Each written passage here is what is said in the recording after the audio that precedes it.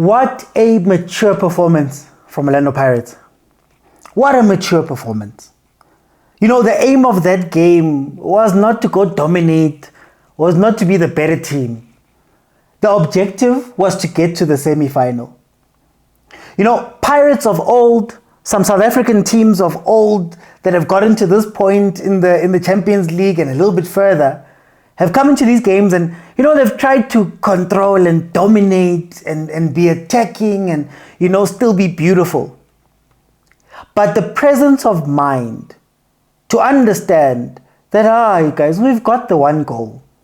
There's no need for us to do anything extra. You have to show us what you're going to do, is what served Pirates in this game, and it's the reason why, I will repeat again, Pirates is the biggest big game team in the country, because this is what they understand. There's a reason why Pirates is unbeaten in the Champions League. Think about that. Unbeaten in the Champions League.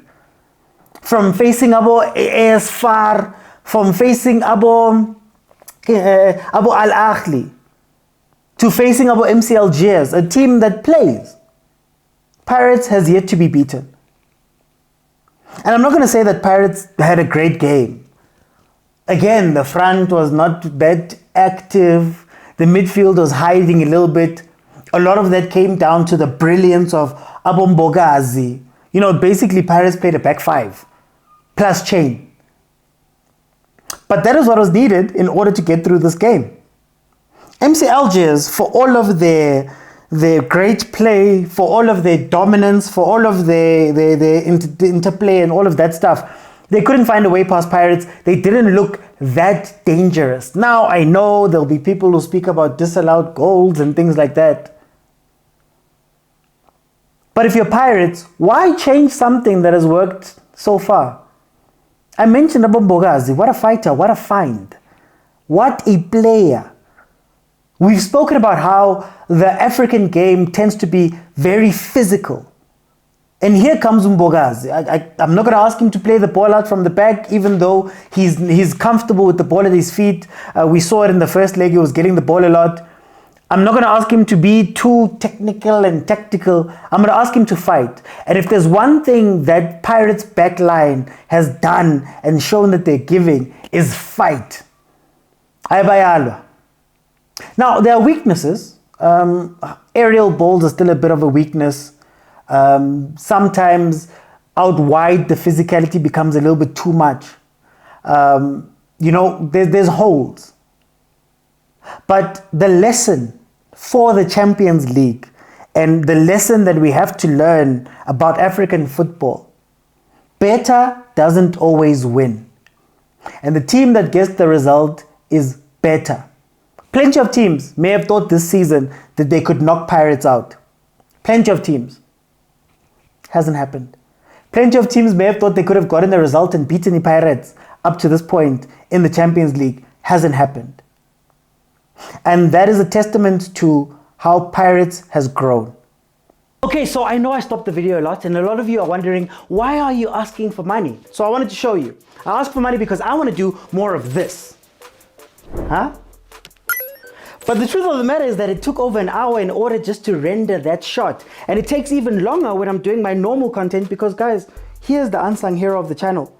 And unfortunately, Shem, but the screen is broken. I have to use a second screen and the performance is not up to it. So I'd really love to upgrade things like that. And when you look over here, this is what the setup looks like. Rehenga di patlo and rehenga di green screen, which is a reality of being a South African content creator. Also, this is what people think is my studio.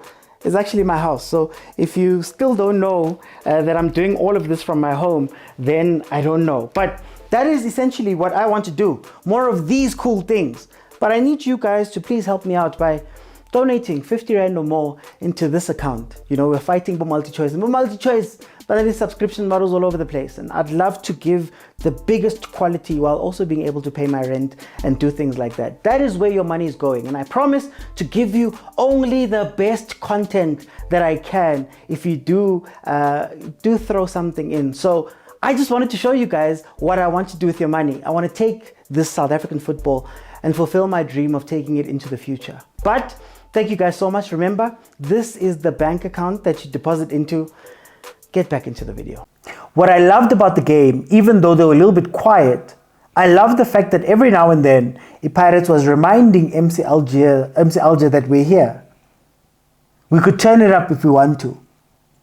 Mabasa should have scored that chance that he got towards the end of the game. But I think where Pirates was lacking a little bit is in these type of games, you need busaleng nyana, man.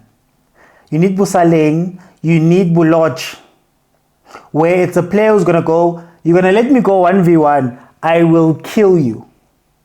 You're going to let me go 1v1. It doesn't matter if the rest of the team is defending. I am here to take advantage. And there were a couple of chances maybe where if Nkota had been as selfish as he normally is, for lack of a better word, maybe Pirates steals 1 or 2 goals. There was a ball that they tried to play across the box, and maybe if he just took a couple of more steps, he could have had a better chance to pass or a better chance to shoot.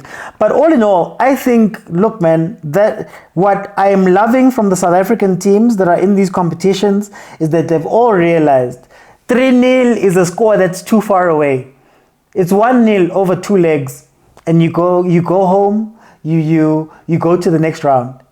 And I'd like to send a special shout out to Stellenbosch, because Stellenbosch also made it through to the semi-finals of the CAF Confed, and they faced Zamalek, the holders. They faced Zamalek, the Super League. I believe they were the Super League winners, if I'm not mistaken.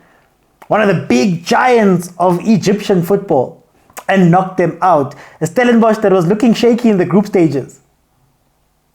What a run for South African teams. And I can only imagine what would happen if we get a final with 2 South African teams, guaranteed star coming to South Africa, and if you could get a final with Stellenbosch and Stellenbosch can get something from the Confed. That would be one of the greatest years, I think, for South African football, adding on to the greatest period for South African football, adding on to what Bafana did with the 3rd place, what the under-17s have done with qualifying for the World Cup. It's incredible. South African football is at a great place. And if our teams could just take it more seriously, more often, I think we would grow in leaps and bounds. So great to watch Sundowns, Pirates, and Stellenbosch go through. We've seen Marumo Gallants make it to the semis of the Confed. We've seen Chiefs make it to the final. We've seen Pirates make it to the final of the Confed. Yeah, South African football, man. Maybe we should look at how everything is ordered and change how it is. But I am so happy. I'm so happy. Because I'm also teaching myself that the way we've played football up to this point has not gotten us past a certain place. And maybe we do need a little bit to sacrifice some of our football in order to win these games. But more importantly, how incredible will it be to know that if you play an open game versus Pirates, Pirates can play an open game. If you close down the game, if Pirates needs to defend, they can defend. I think that range is going to serve us very well going forward as South African footballers. It's going to serve us very well, especially knowing that you have to play AFCON as well. So, incredible game, great result. There's not that much you can speak about. The game was quiet as well, which is also a testament to how good Pirates were. So I'll see you guys on the next one. Well done, Pirates.